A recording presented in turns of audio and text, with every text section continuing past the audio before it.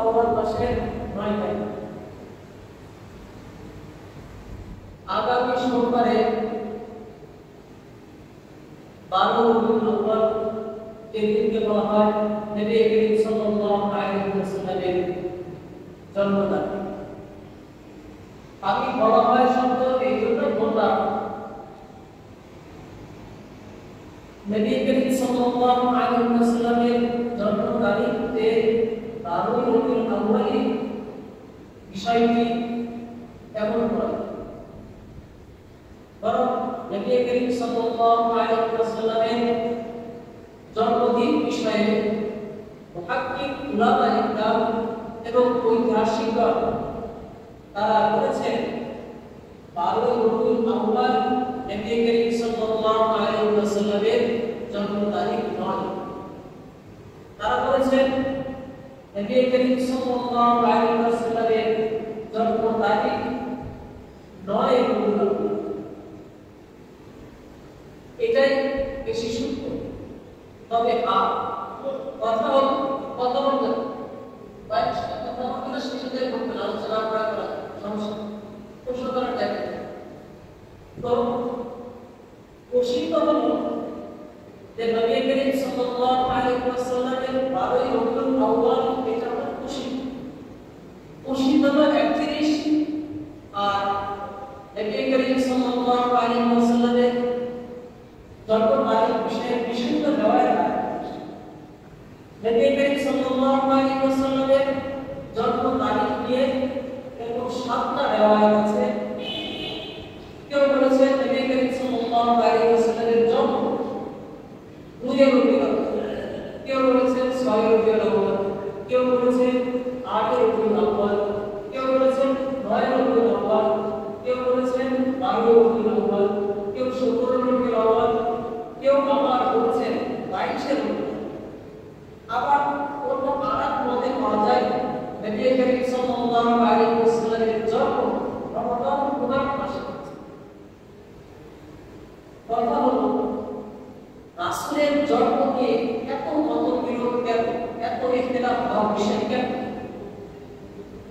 তো এই কথা খুব সহজ যে আমরা যেভাবে বর্তমান সময়ে আমাদের পাসপোর্ট, আমাদের ভিসা, আমাদের এনআইডি, আমাদের যাবতীয় প্রয়োজনের ক্ষেত্রে আমরা জন্ম তারিখকে নির্ধারণ করি এবং বলি এবং লিখি, এমনকি আমরা অনেকে এমন আছি যারা এই দিবসটি লক্ষ্য করে আমরা প্রতি বছর জন্মদিন পালন করে থাকি। কিন্তু রাসূল পাক সাল্লাল্লাহু আলাইহি ওয়াসাল্লামের জামানায় এই ধরনের প্রথা ছিল না। রাসূল পাক সাল্লাল্লাহু আলাইহি ওয়াসাল্লামের সাহাবা তারা রাসূল পাক সাল্লাল্লাহু আলাইহি ওয়াসাল্লামের জন্মদিন উপলক্ষে কোনো দিবস পালন করেন। এই জন্য কিন্তু ইখতিলাফ, এই জন্য কিন্তু মতবিরোধ। কিন্তু নবী করিম সাল্লাল্লাহু আলাইহি ওয়াসাল্লামের জন্মদিনের বিষয়ে জনমতই পায়। এই 12 রবিউল আউয়াল নবী করিম সাল্লাল্লাহু আলাইহি ওয়াসাল্লামকে মৃত্যু হয়েছে, নবী করিম সাল্লাল্লাহু আলাইহি ওয়াসাল্লাম দুনিয়া থেকে বিদায় হয়েছে, এই বিষয়ে কোনো ইখতিলাফ নেই, কোনো মতবিরোধ নেই। এখন কথা হলো যে রাসূল পাক সাল্লাল্লাহু আলাইহি ওয়াসাল্লামের জন্মদিনের কিন্তু যদি আমরা লক্ষ্য করে এই 12 রবিউল আউয়ালকে পালন করি, তাহলে আমাদের জন্মদিন উপলক্ষে পালন করা হচ্ছে যে বিষয়ের মধ্যে রয়েছে। আর এই দিনকে যদি আমরা অন্যভাবে পালন করি যে রাসূলের মৃত্যু দিবসের বিষয়ে কোনো ইখতিলাফ, তাহলে আমরা রাসূলের জন্মদিন পালন করব নাকি রাসূল সাল্লাল্লাহু আলাইহি ওয়াসাল্লাম ইন্তেকাল করেছেন তার শোক দিবস পালন করব? প্রশ্ন চলে আসে। তো 12 রবিউল আউয়াল নবী করিম সাল্লাল্লাহু আলাইহি ওয়াসাল্লামের মৃত্যু দিবস, এই দিনে রাসূল সাল্লাল্লাহু আলাইহি ওয়াসাল্লাম দুনিয়া থেকে বিদায় নিয়েছেন। আমরা যে দিবসই পালন করি না কেন, আমাদের খেয়াল রাখতে হবে আমরা যে পালন করছি যে তরিকা অনুযায়ী আমরা ঈদের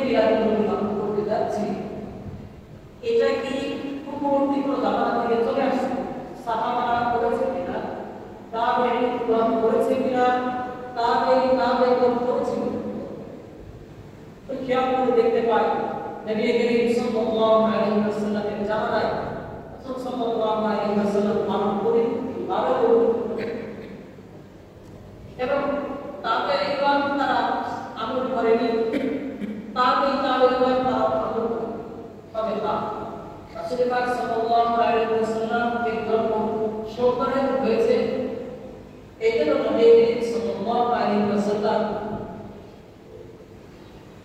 শোকরে দিন রাসূল সাল্লাল্লাহু আলাইহি ওয়াসাল্লাম পূজা একমাত্র রাসূল পাক সাল্লাল্লাহু আলাইহি ওয়াসাল্লাম করেছে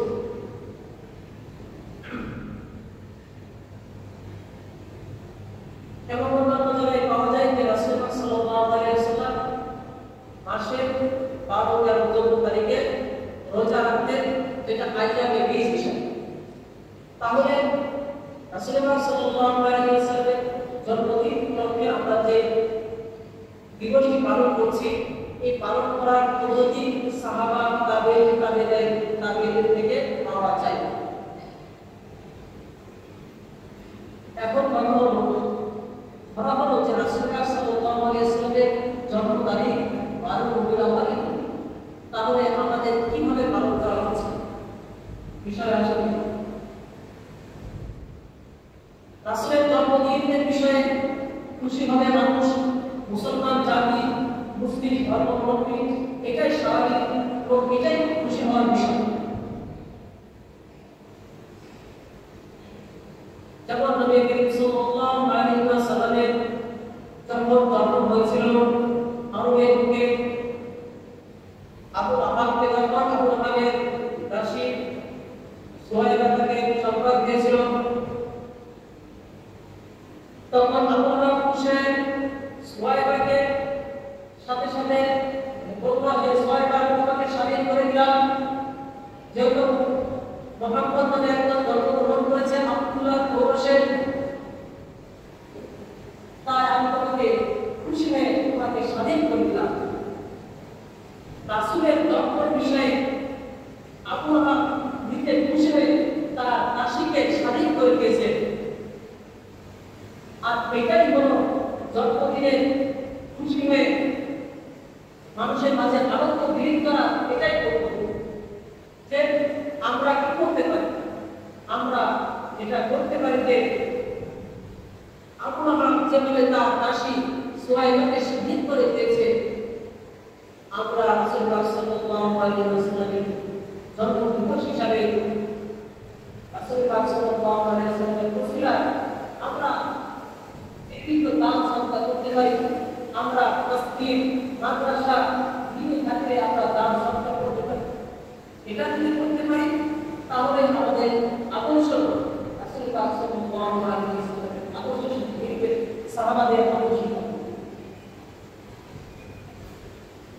তারপর ইবনে আব্বাস রাদিয়াল্লাহু তাআলা বলেন যখন আমরা দুনিয়া থেকে বিদায় নিলাম এরপর আমি আবু আহাবের সামনে থেকে আমি আবু আহাবকে জিজ্ঞাসা করলাম হে আবু আহাব তুমি যে কবরে আছো তোমার কি অবস্থা তোমার দিন কেমন কাটছে আবু আহাব বলল হে আব্বাস আমার দিন ভালো কাটছে না আমার দিন ভালো কাটছে না কঠিন আনন্দের সম্মুখীন আমি হয়েছি তখন বললেন তবে না দুইটা দিন আমি অনেক স্বস্তি অনুভব করি আমাকে অনেক শান্তি আমি অনেক শান্তি পাই সব এবং মঙ্গলবারের দিন তখন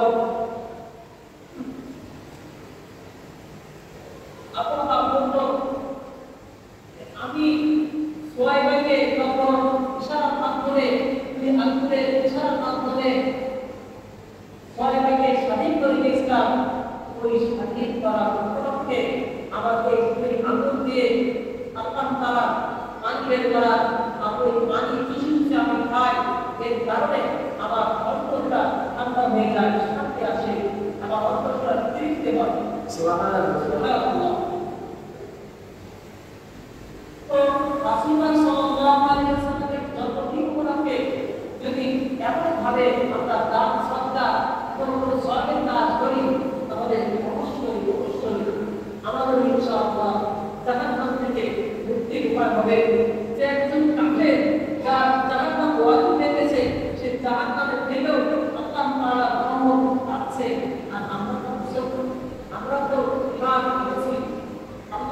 আপনার বলে বাপ করে রেখেছি, মুহাম্মদ সাল্লাল্লাহু আলাইহি ওয়াসাল্লামকে নবী বলে রেখেছি, তাহলে আল্লাহ তাআলা কেন আমাদের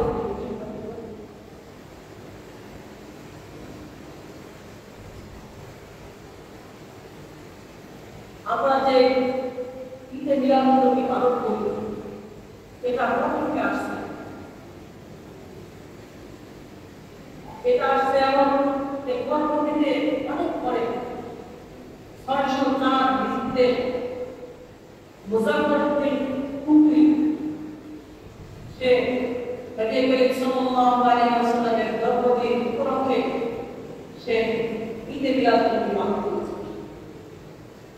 আর এই মুজাফফরউদ্দিন কুফরি সে এমন ব্যক্তি ছিল যে সে ইমামদেরকে গালিগালাজ করত, এমনকি ইমামদেরকে তাদের মুস্তাকিম কথা বলতো এবং অনার্থক কথা বলতো। সে উলামায়ে খারাপ মন্তব্য করত, তার অনুসরণ করে আমরা এই বিষয়টি পালন করি।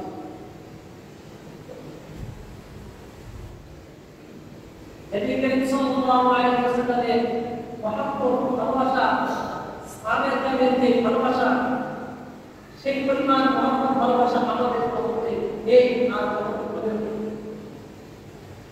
সমস্ত উম্মতের ভালোবাসা যদি এক তার পাল্লায় রাখা হয় আর একজন সাহাবার ভালোবাসা তার সম্পর্কে আরেক তার পাল্লায় রাখা হয়, দেখা যাবে ওই একজন সাহাবার ভালোবাসা অনেক বেশি ভারী হয়ে গেছে। এটাই বাস্তব।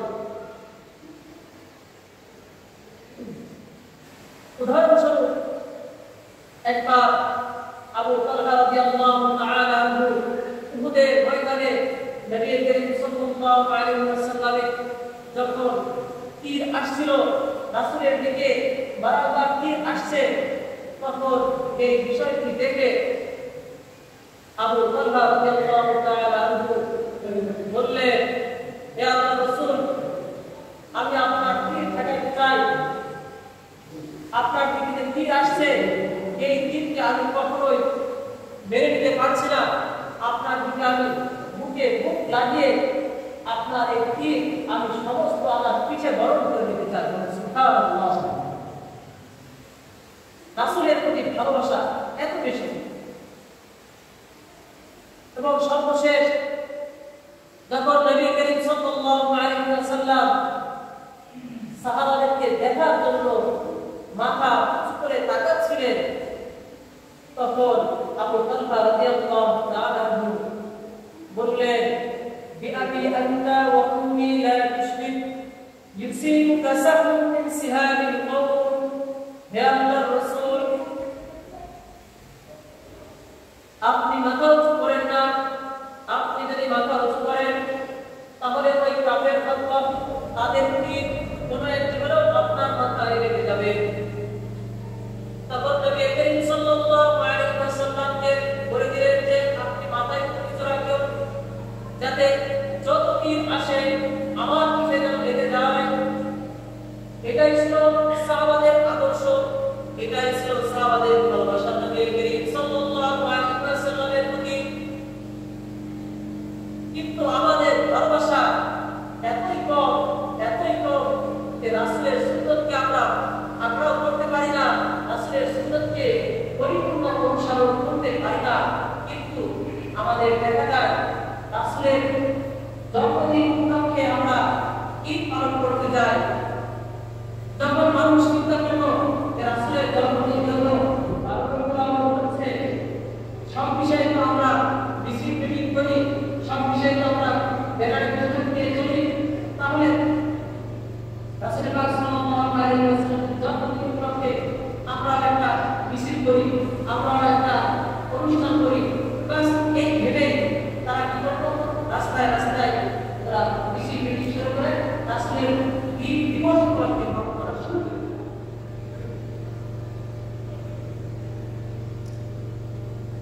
তো মিলাদ নবী শব্দ আমরা যে অনেকে এখন আছে ঈদে মিলাদ নবী পালন করে, ঈদ শব্দের অর্থ, ঈদ অর্থ আলাদা ফিরে আসে। অর্থাৎ বাংলায় অর্থ করা হয় আনন্দ খুশির দিন, যে দিনটি বারবার মুসলমানের কাছে ফিরে আসে সেই দিন হলো আনন্দের দিন, সেটাই হলো ঈদে মিলাদুন নবী। রাসূলের জন্মদিন উপলক্ষে, রাসূলের জন্মদিন এসে যে আমরা অনুষ্ঠান পালন করে থাকি সেটাই হলো ঈদে মিলাদুন। মিলাদ শব্দের অর্থ জন্ম, তার অর্থে যে অনুষ্ঠান সেটা হলো সুন্নত পরিবর্তী, শুধু সুন্নত পরিবর্তী নয়, এটা রাসূলের সাথে মুস্তাকি, যে জিনিস সাহাবারা করেছে, যে করেনি, যে জিনিস তাবিঈরা করেনি, যে জিনিস তাবিঈরা করেনি, সেই জিনিস করা আমাদের জন্য অবশ্যই ইমান বিদ্যুৎকার, অবশ্যই আমাদের অন্যায় না। আরেকটা বিষয় হলো আমরা যখন কোনো অনুষ্ঠান করি তখন আমরা বলি মিলাদ করি। তো হুজুর আজকে আমাদেরকে মিলাদ করিয়ে দেন, আমরা মিলাদ করব। তো মিলাদ আসলে পড়ার জিনিস নাকি মিলাদ আসলে পড়ার জিনিস? করা মানে আলোচনা করার বিষয়। মিলাদ আমরা যে কৃষ্ণের শব্দ বলে মিলাদ উদযাপন করি, দাঁড়িয়ে দাঁড়িয়ে কিয়াম করে থাকি, রাসূলের ভালোবাসার পরিপূর্ণ করে থাকি, এটা রাসূলের প্রতি ভালোবাসা নয়। এটা যে অনুষ্ঠানগুলো করে থাকি এটা রাসূলের প্রতি ভালোবাসার বহিঃপ্রকাশ ঘটে না। মিলাদ আসলে পড়ার জিনিস নয়, নির্দিষ্ট কিছু নিয়ম কায়দা অনুযায়ী করার নাম নয়। মিলাদ হলো করার জিনিস, আলোচনা করার বিষয়। রাসূলের জন্মদিন উপলক্ষে এমন হতে পারে যে সেখানে আলোচনা করা হবে রাসূলের জন্মদিন, রাসূলের প্রতি ভালোবাসা, রাসূলের বংশধারা কেমন ছিল, রাসূলকে আল আমিন নামে ঘোষিত করা হয়েছিল, রাসূলের দাওয়াত কিভাবে হয়েছিল, রাসূল দ্বীনের জন্য কি পরিমাণ কষ্ট করেছে, রাসূল ইসলামের জন্য কি পরিমাণ আপ্রাণ চেষ্টা করেছে, রাসূলের সাহাবারা কি পরিমাণ আপ্রাণ চেষ্টা করেছে, এইসব বিষয়ে আলোচনা যদি করা হয় তবে হবে আমাদের রাসূলের প্রতি ভালোবাসার পরিচয়। আমরা এই মিলাদ সম্পর্কে এমন মানিয়ে রেখেছি যে মিলাদ শব্দের অর্থ জন্মদান, জন্মদিন। আমরা জুমার দিন জিলাপি দিলেও সেটাকে আমরা মিলাদ বলি, আমরা দোকান উদ্বোধন করলে সেটাকেও আমরা মিলাদ বলি, বাড়ি নতুন করলে আয়োজন করলে হুজুর থেকে জিলাপি খাওয়ালে খাওয়া আয়োজন করলে সেটাকেও আমরা মিলাদ বলি। প্রত্যেকটা কাজকে আমরা মিলাদ বলি। আসলে মিলাদ শব্দের অর্থ মিলাদ হলো জন্মদিন, বলা যায় মিলাদ, মিলাদ শব্দের অর্থ জন্ম। দোকান শুরু হলে এখানে জন্মদিনের কি শব্দ এমনকি জন্ম নয়, এর বিপরীতে মৃত্যু আছে, এই মৃত্যু দিবস হিসাবে পালন করলেও আমরা এটাকে মিলাদ বলে রাখতে পারি। এরপরে আমরা উদাসীন হয়েছে এই শব্দ বিষয়। আর মিলাদ পালন আমরা কেন বা করবো? যে আমরা কি করি, নিজেদের বাপ মা আত্মীয় স্বজন কেউ মারা গেলে হুজুর দেখতে এসে বাড়িতে বসে যে আয়োজন করি, 4-5 মানুষের খাওয়ার ইন্তজাম করি। এই খাওয়ার ইন্তজাম কত সুন্দর সম্ভব, এগুলো আমরা একটু ভাবি। হ্যাঁ, একটু আমরা অবশ্যই সকলের জানা দরকার যে আমরা যে আত্মীয় স্বজন মারা গেলে বাড়িতে যে অনুষ্ঠান করছি এই অনুষ্ঠান যেন অযাথা না হয়। আমরা কি করি, নিজেদের বাপ মার যে ভালোবাসা সেই ভালোবাসার পরিপ্রকাশের জন্য আমরা নতুন থেকে শিক্ষা দেয়। একটা আনন্দ ওনাদের অবশ্যই গ্রহণ তবে হ্যাঁ, নিজের বাপ মার প্রতি ভালোবাসার যে মোনাজাত সেটা আরেকের মোনাজাত একরকম। আপনার বাপ মারা গেলে আপনি মোনাজাত করবেন 3 থেকে, অন্তত আপনার সন্তান মারা গেলে 3 থেকে মোনাজাত করবেন, অন্তত থেকে মোনাজাত করবেন। এই মোনাজাত করতে হবে ইনশাআল্লাহ। তবে বাপ মা মারা গেলে, আত্মীয় স্বজন মারা গেলে করণীয় হলো যিনি কোনো কাজ করার তার জন্য টাকা পয়সা থাকে সেগুলো মসজিদ মাদ্রাসার ক্ষেত্রে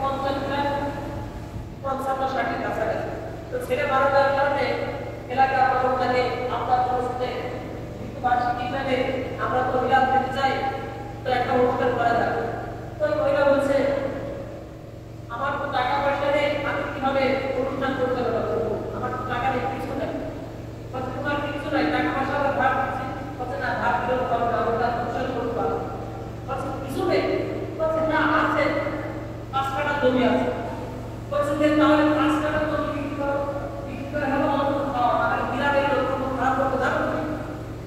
তো দেখা যাচ্ছে সে এখনো ওই 5 কাঠার মধ্যে 2 কাঠা জমি বিক্রি করে সে বিক্রি পাশে বিরাট লোকসান করে পায়। আপনার পরিবারবাসী যে একটা মানুষ তার জন্য দোয়া করবো, এই দোয়া করার জন্য তার বাড়িতে পোস্টার আয়োজন করা লাগবে, তার বাড়িতে ফিল্ড আয়োজন করা লাগবে, সব কিছু করে আপনার দোয়া করবো। তাও দোয়া করতে হাত তুলে একটা রাজনীতির দিকে তাকাবো, কোনোদিন থাকবে না। এমন বিষয় না করে আপনি এতিম সন্তানকে খাওয়ান, আপনি সমাজের মাঝে উপকারের কাজে টাকা পয়সা খরচ করুন। যারা টাকা পয়সার অভাবে চক্ষু লজ্জায় মানুষের কাছে টাকা চেতে পারে না, তাদের কাছে আপনি গোপনে যে টাকা পয়সা দিন। যেখানে টিউবওয়েল লাগবে সেখানে টিউবওয়েলের ব্যবস্থা করে দিন, যেখানে মসজিদের কাজে অনেক টাকা পয়সা লাগবে সেখানে টাকা দিন। যে সমাজে মেয়েকে বিবাহ দিতে পারছে না টাকার অভাবে, সেই সমাজে মেয়ে বিবাহ করতে আপনি টাকা খরচ করুন, বেশ অনেক ফায়দা হবে, অনেক সওয়াব কাজ হবে। আল্লাহ তাআলা আমাদেরকে এই কথাগুলো বুঝে আমল করার তৌফিক দান করুন এবং বিরাট সম্পর্কে যে সমস্ত বিভ্রান্ত কাজ হয়ে থাকে, বেদাতি কাজ হয়ে থাকে, সমস্ত কাজ থেকে আমাদেরকে দূরে সরার তৌফিক দান করুন। আমিন। ওয়া আলহামদুলিল্লাহি